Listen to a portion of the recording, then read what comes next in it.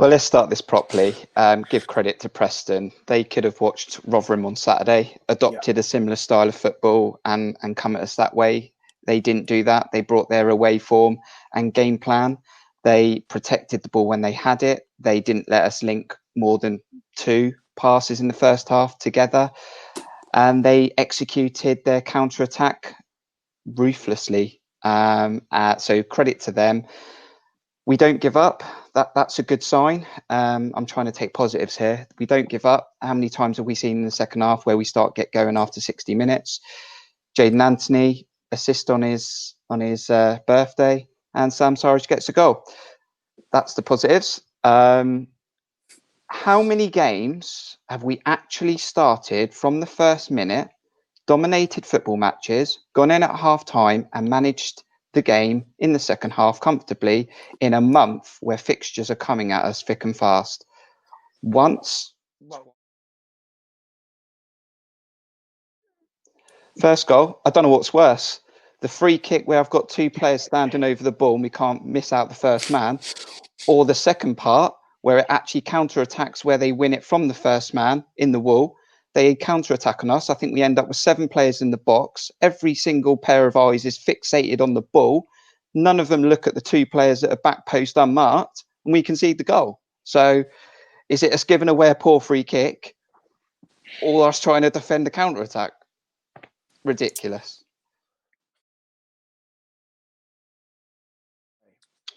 So we needed to see Roro. It was important that we saw him start a football match. We need to know what we've got here as a footballer, potentially on loan, and if we sign him permanently. I know that Roro's got a lot of stick, and it's going to be a hard thing for him to take. This is a early door career for him, and he's been whipped off at half time. You know, that's a learning curve. For me, though, it's quite simple that we played a 4-2-3-1, and when we've played that formation with Danjuma, Stanislavs and Brooks, they've always had good connectivity. What I mean by that is if Stanislavs moves over to the left, Danjuma moves inside. If Brooks moves over from the right, and they're interlinking, it's difficult to defend because a left back can't constantly mark Brooks. He's then marking Stanislavs, and they're moving. What I felt was with Roro as he hugged that touchline the whole of the first half, he almost played it as a normal left winger in a 4-4-2. But we weren't set up as a 4-4-2. At one point, we had Stanislavs, Brooks and Roro all over on the left-hand side. He never came off of that left-hand side at any time. So I think the way we're playing this formation where we've had Danjuma in it, we've not been fixed in those positions. Yeah. Roro did stay in that position, and I think that didn't help him. And actually, funny enough, when we brought him off, we went to a 4-4-2, which I think would have benefited him because he played like a 4-4-2 winger. So, yeah, we can say that he did okay on the ball at times. He is lightweight. We know that. We saw that from the little substitute appearances he's had already. I'm not going to dig him out completely yet. I think there's other players I quite comfortably dig out tonight, but it is a learning curve for him. Can I roll back a few weeks when I said what happens when we got no Danjuma, when our flair players' techniques are dribbling through, nutmegging players is not coming off. Solanke can't score 2 games in a row. You know, what happens when that doesn't work? This is where we're at. We get to 3-0 down. And to be fair, Stanislas scores a good free kick, but it's one of those, and it goes in or it ends up in row Z. It's not one of those where you're knocking on the door and you're creating chances, because that's not what was happening. But I keep raising the same question. But we didn't deserve that goal, did we?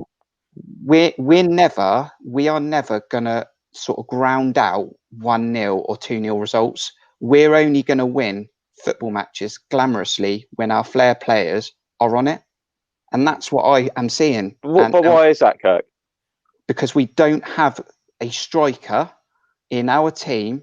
And okay, we conceded 3 poor goals tonight, so tonight's probably not a true reflection. But when we are solid at the back and our flair players are not on it, and we haven't got Danjuma, we haven't got a striker that's just going to knee one, shoulder one, bundle one in. I mean, how many players in our team chase down rebounds when someone shoots from outside the box?